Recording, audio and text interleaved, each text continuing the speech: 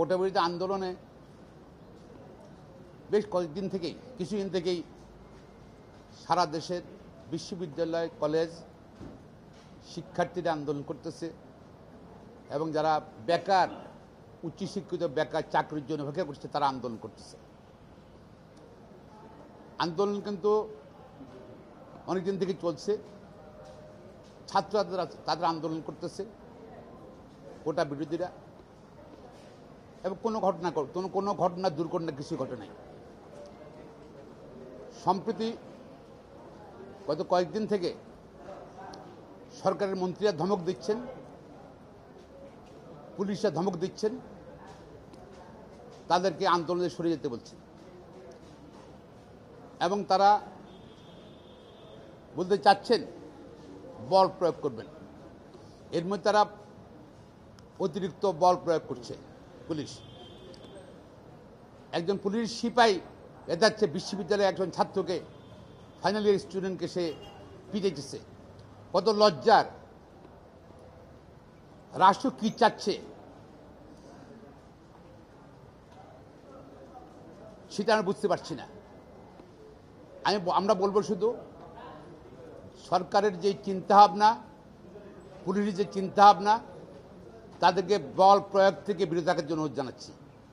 এটা মানবাধিকার লঙ্ঘন, মৌলিক অধিকার লঙ্ঘন। গণতান্ত্রিক শাসন ব্যবস্থায় যদি দাবি করি আমরা, যে কোনো ব্যক্তি তার সমর্থনে তার মৌলিক অধিকার, চাকরির অধিকার, কর্মের অধিকারে বক্তব্য রাখতেই পারে, আন্দোলন করতেই পারে এবং ডান্ডা মেরে ঠান্ডা করবে, এটা কোনো সভ্য জাতির জন্য হইতে পারে না। তার মৌলিক অধিকার লঙ্ঘন করবেন সেটা হইতে পারে না। আমি সরকারের মাননীয় মন্ত্রীদেরকে, আইনশৃঙ্খলা বাহিনীকে অনুরোধ করব, সরকার আইনশৃঙ্খলা বাহিনীকে কোটা বিরোধী আন্দোলনকারীদের উপর লেলিয়ে দিতে চাচ্ছেন, সেটা থেকে বিরত রাখুন এবং অতিরিক্ত বল প্রয়োগ করছেন সেটি বিরত রাখুন। মানবাধিকার, মৌলিক অধিকার লঙ্ঘন করবেন না। আর কোটা নিয়ে তো এর মধ্যে আপনারা জানেন অনেক কেলেঙ্কারি বেরিয়েছে। কারো মেয়েকে বিয়ে দিবে সেই জন্য চাকরি দিচ্ছে কোটায়। আর কোটা তো আমি কোর্টের আদেশ নিয়ে কোনো কথা বলতে চাচ্ছি না।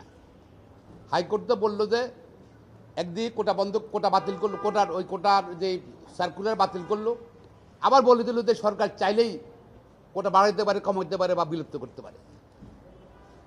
আমি এটা অস্পষ্ট, এটা ছোট্ট একটা আদেশে যেটা বললেন তো সরকারের কাছেই তো ক্ষমতা নাকি, হাইকোর্ট বললেন। আবার অনাবল আবুল হোসেন স্ট্যাটিস্টিক দিয়েছেন, সেটা আপনারা দেখেছেন, সে বলতে চাচ্ছি না। শুধু কোটা সম্বন্ধে বলতে চাই, টোটাল 56% কোটা, অর্থাৎ মেধাবী না হইলে আপনার আসার সুযোগ আছে।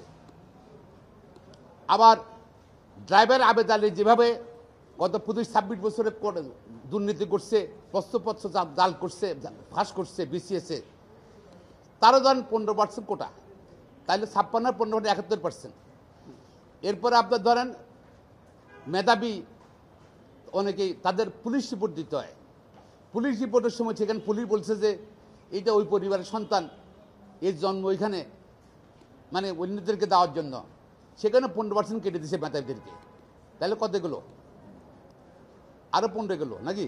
হ্যাঁ 86। তারপর পিএসসির বা অফিসারদের কোটা দেখলাম যে অনেক ডেপুটি ডাইরেক্টর কোটা আছে, এবং সদস্য যারা ছিল তারা কি করছে না করছে আমরা জানি না, তাদের ধরেন আর 10% কোটা, 96%। তো আমার কাছে মনে হয় 4% মেধাবী আসছে না। এতে গিয়ে জাতি বিশাল একটা সংকটের মুখে পড়বে।